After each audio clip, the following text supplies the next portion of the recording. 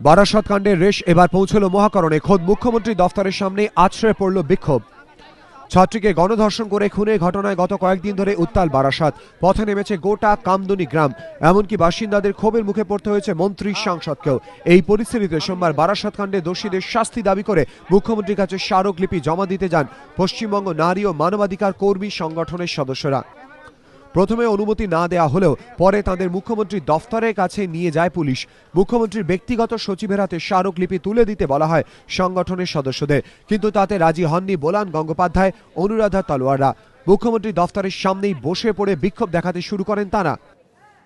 প্রথমে বললো হবে না, তারপরে এসে বললো হ্যাঁ চলুন, সিএম এর সঙ্গে 5 জন, আমরা 5 জনই আসতে চেয়েছিলাম।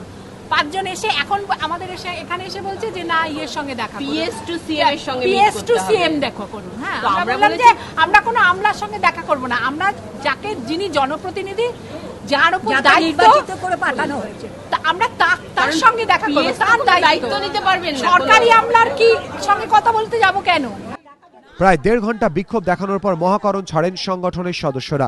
সুমন ঘড়াই ও রুমা পাল, এবিপি আনন্দ, কলকাতা।